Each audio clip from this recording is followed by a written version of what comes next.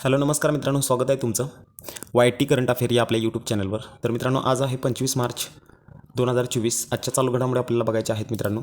तर मित्रांनो, आजचा पहिला प्रश्न बघण्या अगोदर तुम्ही जर आपल्या चॅनलवर नवीन असाल किंवा हा व्हिडिओ पहिल्यांदाच पाहत असाल तर मित्रांनो, आपल्या चॅनेलला तुम्ही नक्की सबस्क्राईब करा.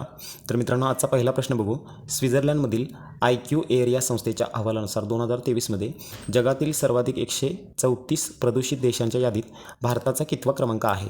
तर मित्रांनो, आपल्या भारताचा तिसरा क्रमांक असणार आहे. कशाच्या बाबतीत मित्रांनो? तर स्वित्झर्लंडमधील IQ-AIR या संस्थेच्या अहवालानुसार जगातील सर्वाधिक 134 प्रदूषित देशांच्या यादीमध्ये भारताचा कितवा क्रमांक आहे?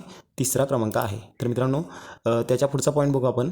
स्वित्झर्लंडमधील IQ-AIR संस्थेच्या अहवालानुसार 2023मध्ये जगातील सर्वाधिक प्रदूषित राजधानी विचारलेली आहे आपल्याला. तर मित्रांनो, जगातील सर्वाधिक प्रदूषित राजधानी कोणती असणार आहे? नवी दिल्ली. हा प्रश्न तुम्हाला परीक्षेला येऊ शकतो. तर नवी दिल्लीबद्दल बोलण्यात आलं. तर मित्रांनो, नवी दिल्लीचे जे काही लेफ्टनंट गव्हर्नर आहेत तर त्यांचं नाव काय आहे? विनय कुमार सक्सेना असं त्यांचं नाव आहे. आणि मुख्यमंत्री तुम्हाला माहीत असतील अरविंद केजरीवाल आहेत. तर स्वित्झर्लंडबद्दल आपल्याला छोटीशी माहिती कलेक्ट करायची आहे. तर मित्रांनो बघा, स्वित्झर्लंडमध्ये सरकार प्रमुख किंवा राष्ट्रप्रमुख केवळ एक व्यक्ती नसून 7 सदस्य असलेली एक संघीय समिती देशाचा कारभार एकत्रितपणे चालवते. तर मित्रांनो बघा, ह्या प्रकारचे सरकार असलेला स्वित्झर्लंड हा जगातील एकमेव देश आहे. आणि स्वित्झर्लंडची राजधानी आहे बर्न आणि जिनिव्हा, झ्युरिक, बासल आणि लोझान ही मोठी शहरे आहेत. तर मित्रांनो, जसं आपल्या इथं पंतप्रधान, राष्ट्रपती असं आहे, तर मित्रांनो तिथं 7 सदस्यीय समिती आहे आणि ती देशाचा कारभार चालवते. तर मित्रांनो, त्याच्या पुढचा पॉईंट बघू आपण. बघा, राष्ट्रीय चलन कोणतं आहे स्वित्झर्लंडचं? तर स्विस फ्रँक असं त्या राष्ट्रीय चलनाचं नाव आहे. त्याच्या पुढचा पॉईंट बघा, हे स्वित्झर्लंडचा मॅप तुम्ही बघू शकता. तर मित्रांनो, त्याच्या पुढचा पॉईंट बघू आपण. प्रश्न क्रमांक 2 बघा, 2023मध्ये जगातील सर्वाधिक प्रदूषित शहर कोणतं आहे? तर मित्रांनो, मग अशा आपण बघितलं राजधानी. त्यानंतर मित्रांनो, आता शहर बघायचं आहे आपल्याला. तर मित्रांनो, या प्रश्नाचं उत्तर काय असणार आहे? बेगुसराय असं त्या शहराचं नाव असणार आहे. तर मित्रांनो, त्याचा पुढचा पॉईंट बघू आपण. स्वित्झर्लंडमधील IQ-AIR संस्थेच्या अहवालानुसार महाराष्ट्र राज्यातील सर्वाधिक प्रदूषित शहर कोणते ठरले? तर बघा, भिवंडी हे जगातील प्रदूषित शहर ठरलेले आहे बेगुसराय. आणि मित्रांनो, महाराष्ट्रातील सर्वाधिक प्रदूषित शहर ठरलेले आहे बघा भिवंडी. तर मित्रांनो, त्याच्या पुढचा पॉईंट बघू. बघा, जगातील सर्वाधिक प्रदूषित शहर ठरलेले बेगुसराय हे भारतातील कोणत्या राज्यातील आहे? तर मित्रांनो, हे बघा, हे बेगुसराय जे शहर आहे ते मित्रांनो बिहार राज्यातील आहे. आणि महाराष्ट्रातील जर तुम्हाला विचारलं तर मित्रांनो, आपण काय सांगायचं आहे? भिवंडी. तर मित्रांनो, त्याच्या पुढचा पॉईंट बघू आपण. बघा, बिहारबद्दल बोलण्यात आलं. तर मित्रांनो, बिहारचे CM आहेत नितीश कुमार. त्यानंतर जे राज्यपाल असणार आहेत त्यांचं नाव काय आहे? बघा, राजेंद्र विश्वनाथ आर्लेकर असं त्यांचं नाव असणार आहे. तर मित्रांनो, त्याच्या पुढचा पॉईंट बघू आपण. प्रश्न क्रमांक 3 बघा, स्वित्झर्लंडमधील IQ-AIR संस्थेच्या अहवालानुसार 2023मध्ये जगातील सर्वाधिक प्रदूषित देश कोणता ठरलेला आहे? तर मित्रांनो, या प्रश्नाचं उत्तर काय असणार आहे? बघा, बांगलादेश. तर मित्रांनो, बांगलादेशबद्दल बोलण्यात आलं. तर मित्रांनो बघा, बांगलादेशची राजधानी आहे ढाका, चलन आहे बांगलादेशी टका. त्यानंतर पंतप्रधान शेख हसीना सलग 4थ्यांदा पंतप्रधान म्हणून त्यांची निवड झालेली आहे. त्यानंतर बघा, राष्ट्राध्यक्ष कोण आहेत? मोहम्मद शहाबुद्दीन. त्यानंतर अधिकृत भाषा आहे बंगाली. आणि स्थापना कधी झाली? 26 मार्च 1971ला या देशाची स्थापना झालेली आहे. तर मित्रांनो बघा, बांगलादेश कशासाठी प्रसिद्ध आहे? तर मित्रांनो बघा, बांगलादेश कशासाठी प्रसिद्ध आहे? बघा, हे जगातील सर्वात मोठ्या नदी डेल्टाचे घर आहे, जी ब्रह्मपुत्रा आणि गंगा नदीचे बनते. डेल्टामधील सुंदरबन, खारफुटी आणि दलदलीच्या प्रदेशात बंगाल वाघ फिरतात. तर मित्रांनो बघा, आशियातील सर्वात लांब नैसर्गिक अबाधित समुद्रकिनारा क्रॉक्स बाजार समुद्रकिनारा जो 150 किलोमीटर लांबीचा आहे, यासाठी हे बांगलादेश प्रसिद्ध आहे. तर मित्रांनो, हे पण स्टॅटिकचे प्रश्न तुम्हाला लक्षात ठेवायचे आहेत. त्याच्या पुढचा पॉईंट बघा आपण. प्रश्न क्रमांक 4 बघा, 2023 या वर्षाचा सरस्वती सन्मान पुरस्कार कोणाला जाहीर झालेला आहे? तर मित्रांनो, या प्रश्नाचं उत्तर काय बघा, प्रभा राव यांना सरस्वती सन्मान 2023चा भेटलेला आहे. तर मित्रांनो बघा, कोणत्या राज्यातील साहित्यिक प्रभा राव यांना 2023चा सरस्वती सन्मान भेटला? तर मित्रांनो, त्या ज्या प्रभा राव आहेत त्या केरळ राज्याच्या आहेत. त्यानंतर बघा, प्रभा राव यांना कोणत्या कादंबरीसाठी सरस्वती सन्मान जाहीर झालेला आहे आणि त्यांनी जी कादंबरी लिहिली आहे त्यासाठी त्यांना सरस्वती सन्मान भेटलेला आहे? तर बघा, रौद्र सात्विकम असं त्या कादंबरीचं नाव असणार आहे. तर मित्रांनो बघा, प्रभा राव यांना कोणत्या भाषेतील साहित्यासाठी 2023चा सरस्वती सन्मान जाहीर झालेला आहे? तर मित्रांनो बघा, मल्याळम त्या भाषेसाठी त्यांना सरस्वती सन्मान जाहीर झालेला आहे. तर मित्रांनो, त्याच्या पुढचा पॉईंट बघा आपण. बघा, सरस्वती सन्मानाबद्दल आपल्याला थोडंसं जाणून घ्यायचं आहे. बघा, सौजन्य म्हणजे कोण देतं? तर KK बिर्ला फाउंडेशन स्थापना झाली बघा 1991ला. दिल्लीमध्ये. त्यानंतर बक्षीस बघा 15 लाख रुपये रोख रक्कम दिली जाते. सर्वात अलीकडे कुणाला भेटलेला आहे? प्रभाराव. आताच आपण बघितलं. एकूण पुरस्कृत झालेले आहेत बघा 32 आणि पहिला पुरस्कार ज्यांना मिळाला त्यांचं नाव आहे हरिवंशराय बच्चन असं त्यांचं नाव असणार आहे. तर मित्रांनो त्याच्या पुढचा पॉईंट बघू आपण. प्रश्न क्रमांक 5 बघा.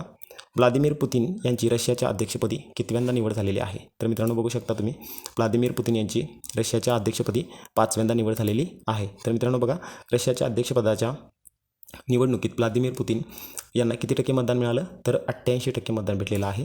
त्यानंतर बघा रशियाचा अध्यक्षपदाचा कार्यकाळ किती वर्षाचा असतो? हा पण खूप महत्त्वाचा प्रश्न आहे. तर मित्रांनो बघा 6 वर्ष असतो. आपल्या इथं राज्यसभेला 6 वर्ष असतो आणि पंतप्रधान 5 वर्षासाठी असतात. तर मित्रांनो बघा राष्ट्रीय चलन काय आहे? त्यांचं रशियन रुबल आहे आणि राजधानी आहे बघा मॉस्को आणि सर्वात मोठं शहर पण तेच आहे. तर मित्रांनो त्याच्या पुढचा पॉईंट बघू. हे आहेत बघा व्लादिमीर पुतिन. त्याच्या पुढचा प्रश्न बघा. प्रश्न क्रमांक 6 बघा. कोणता जिल्हा रुग्णालयात ज्येष्ठांसाठी स्वतंत्र वॉर्ड बनवणारे कोणते राज्य देशातील पहिले राज्य ठरलेलं आहे? तर कशासाठी? रुग्णांच्यासाठी किंवा ज्येष्ठांच्यासाठी स्वतंत्र वॉर्ड बनवलेले आहेत. तर कोणतं राज्य आहे ते? राजस्थान. तर मित्रांनो राजस्थानबद्दल बोलण्यात आलं तर राजस्थानचे CM कोण आहेत बघा? भजनलाल शर्मा आहेत आणि राज्यपाल कोण आहेत? बघा कलराज मिश्रा असं त्यांचं नाव असणार आहे. तर मित्रांनो पुढचा प्रश्न बघू आपण. अदानी समूह कोणत्या राज्यात कवडा येथे जगातील सर्वात मोठे रिन्युएबल पार्क बनवत आहे? तर मित्रांनो हा जो पार्क आहे तो गुजरात राज्यामध्ये बनवत आहे. कोणता समूह? अदानी समूह. तर मित्रांनो त्याच्या पुढचा पॉईंट बघू आपण. बघा गुजरातचे CM कोण आहेत बघा? भूपेंद्र पटेल असं त्यांचं नाव आहे. त्यानंतर राज्यपाल कोण आहेत? आचार्य देवव्रत असं त्यांचं नाव असणार आहे. तर मित्रांनो त्याच्या पुढचं पॉईंट बघायचं आपल्याला. हे आहे बघा या ज्या पार्कचं नाव असणार आहे बघा रिन्युएबल पार्क म्हणजे जगातील सर्वात मोठा हा गुजरात राज्यामध्ये होत आहे. हे तुम्ही बघू शकता असा असणार आहे तो. तर मित्रांनो त्याच्या पुढचा पॉईंट बघा आपण. प्रश्न क्रमांक 9 बघा. भारत आणि कोणत्या देशामध्ये 18 ते 31 मार्च दरम्यान टायगर विजय या संयुक्त सरावाचे आयोजन करण्यात आलेलं आहे? तर मित्रांनो टायगर विजय हा संयुक्त सराव कोणत्या देशासोबत आपण हे करणार आहे? तर मित्रांनो बघा अमेरिका.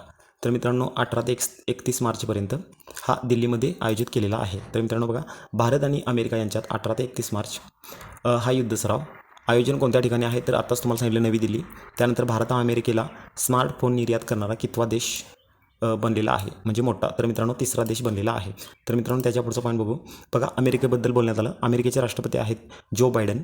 उपराष्ट्रपती आहेत कमला हॅरिस. त्यांचं चलन आहे बघा US डॉलर. राजधानी कोणती आहे? Washington DC. तर मित्रांनो त्याच्या पुढचा पॉईंट बघू. प्रश्न क्रमांक 9 बघा. कोणत्या राज्याच्या राज्यपाल तमिलसाई सौंदरराजन यांनी आपल्या पदाचा राजीनामा दिलेला आहे? तर मित्रांनो हे बघू शकता तुम्ही तेलंगणा राज्याच्या होत्या त्या आणि आता त्यांनी काय केलेलं आहे? राजीनामा दिलेला आहे. तर मित्रांनो त्यांनी राजीनामा दिला पण CM त्याचे बघून जाऊ आपण.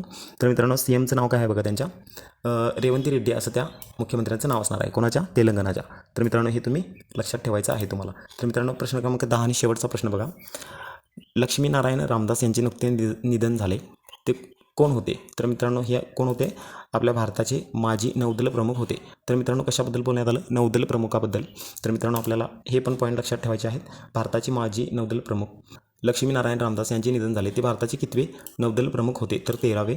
त्यानंतर बघा माजी नौदल प्रमुख लक्ष्मीनारायण रामदास यांचे निधन झाले ते 1971च्या भारत आणि पाकिस्तान युद्धात झालेल्या युद्धात कोणत्या युद्धनौकेचे कमांडिंग अधिकारी होते? तर मित्रांनो बघा INS बियास त्याचे ते कमांडिंग अधिकारी होते. तर मित्रांनो त्याच्या पुढचा पॉईंट बघा.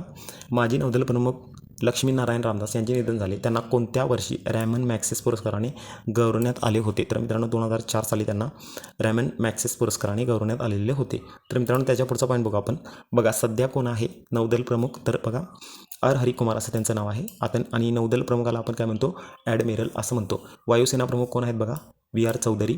चीफ ऑफ डिफेन्स स्टाफ कोण आहेत? अनिल चौहान. त्यानंतर सेना प्रमुख कोण आहेत? मनोज पांडे. तर मित्रांनो हे पण तुम्हाला लक्षात ठेवायचं आहे. तर मित्रांनो तुम्हाला व्हिडिओ आवडला असेल तर मित्रांनो नक्की आपल्या व्हिडिओला लाईक करा.